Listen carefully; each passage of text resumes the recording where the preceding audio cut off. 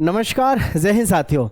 Delhi police constable 2026 में जो हमारी भर्ती है, इसको लेकर के लगातार युवा पूछते रहते हैं कि सर इसकी जो भर्ती है वो कब आ रही है और इसमें जो है सिलेक्शन प्रोसेस में क्या क्या रहता है, उम्र सीमा, योग्यता, हर चीज़ के बारे में। तो मैं आप सभी को बताना चाहूँगा, पूरे भारतवर्ष में से लड़का या लड़की कोई भी किसी भी राज्य से हो, किसी भी जाति से हो, कोई भी इसमें फॉर्म भर सकता है। 12वीं पास आप होने चाहिए, ठीक है। लंबाई, हाइट वगैरह यानी सारी चीज़ों के विषय में यहाँ पर कंप्लीट इन्फॉर्मेशन मैं आपको देने वाला हूँ। आइए ध्यान से समझते हैं। तो सबसे पहले मैं आप सबको यहाँ पर बताना चाहूँगा, जैसे ऑनलाइन फॉर्म इसके भरे जाते हैं 2026 में भी आपके, देखो इसके विषय में बताएंगे।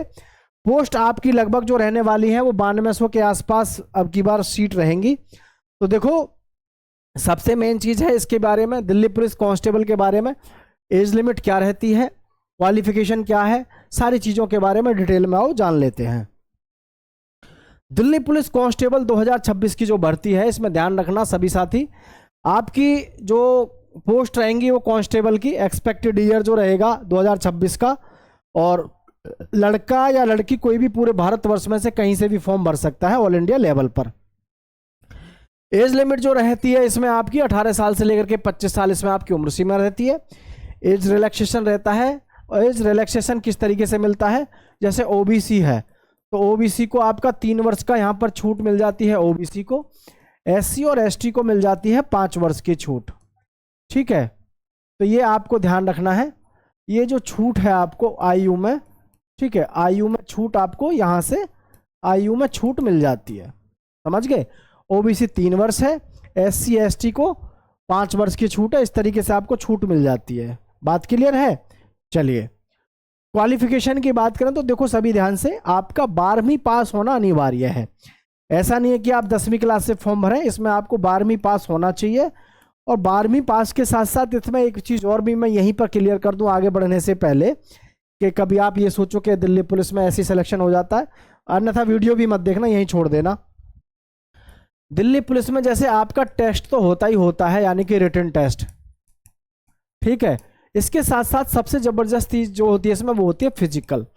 फिजिकल के बारे में मैं आपको आगे बता रहा हूँ। अगर आपके फिजिकल में दम है और रिटन में भी दम है तो ही इसमें फॉर्म अप्लाई करना। कोई सी एक चीज़ में दम है, एक चीज़ कमज़ोर है तो फिर मत फॉर्म भरना, क्योंकि फिर सिलेक्शन नहीं होगा, आप फेल हो जाओगे कहीं ना कहीं पे। मतलब अगर रिटन टेस्ट में आप हल्के हैं तो भी इसमें सिलेक्शन नहीं होगा। फिजिकल आगे आप देखेंगे, फिजिकल बहुत टफ होता है दिल्ली पुलिस का, और इसमें आपकी लॉन्ग जंप और यानी ऊंची कूद, लंबी कूद, हर चीज़ इसमें खूब ज़बरदस्त मांगी जाती है। अब ये जो है आप यहाँ से देखेंगे लाइसेंस जो होगा आपका, लाइसेंस आपके पास में ड्राइवर के लिए अगर आप अप्लाई करते हैं तो ड्राइविंग के लिए आपके पास में हैवी लाइसेंस होना चाहिए, ठीक है। हैवी और लाइट अलग अलग तरीके से आपका ड्राइविंग लाइसेंस मांगा जाता है ड्राइवर के लिए, लेकिन ड्राइवर के लिए है कि आपको टेस्ट भी पार करना होता है। लंबाई, मैंने क्या कहा आपसे, दिल्ली पुलिस में सबसे जो मेन चीज़ है वो क्या है आपका फिजिकल, बहुत बड़ी चीज़ है फिजिकल भी। कैसे, देखें ध्यान से। लंबाई जो चाहिए 170 सेंटीमीटर चाहिए, फीमेल के लिए 157 सेंटीमीटर चाहिए। रिलैक्सेशन फॉर रिजर्व कैटेगरीज, कुछ कैटेगरी जैसे एसटी है तो इनको थोड़ी बहुत छूट मिल जाती है, ठीक है। लेकिन सबसे जो बड़ी बात है वो किसकी है, हाइट की है। तो हाइट 170 और 157 आपकी, ये हाइट आपकी रहने वाली रहती है। ये बात अपने दिमाग में बैठा लीजिएगा। बात समझ रहे हैं कि नहीं, ये आपको ध्यान रखना है। 170 आपकी हाइट और 157 ये हाइट आपकी होनी चाहिए, ठीक है। लड़कियों के लिए 157 और लड़कों के लिए 170। लेकिन सबसे जो अहम चीज़ है इसमें वो ये है, आपका जो सीना है नॉर्मल होना चाहिए 81 सेंटीमीटर, फुला करके होना चाहिए 85, और नो चेस्ट फॉर फीमेल, ठीक है। तो सीने में ध्यान रखना 81 से 5 सेंटीमीटर का आपका फुलाव होना बेहद ज़रूरी है मेल कैंडिडेट्स के लिए, जो आपको ध्यान रखना है, ठीक है। चलिए अब रनिंग टेस्ट की बात करें तो रनिंग में आप देखेंगे ध्यान से, 1600 मीटर की रेस आपको 6 मिनट में मारनी है, और फीमेल को 1600 मीटर की रेस 8 मिनट में पार करनी है। यहाँ सबसे ज़बरदस्त चीज़ होती है, सबसे ज़बरदस्त अगर चीज़ कहें तो वो रनिंग है।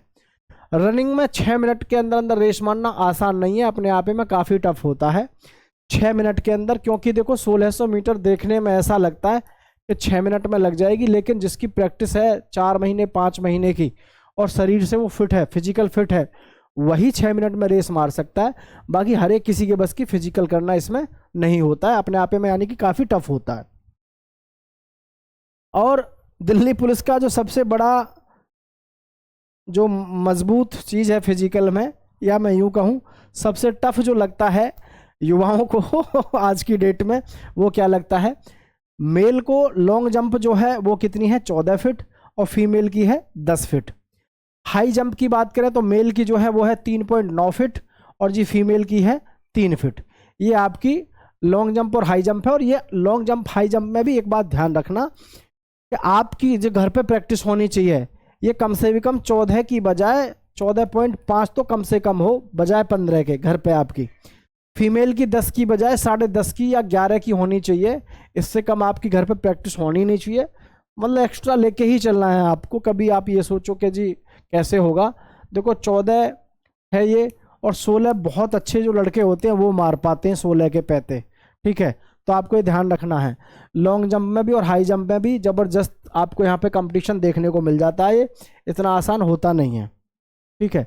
इसीलिए मैंने आपसे कहा कि दिल्ली पुलिस में सिलेक्शन लेने के लिए सबसे ज़्यादा चैलेंजिंग जो चीज़ है वो है आपका फिजिकल।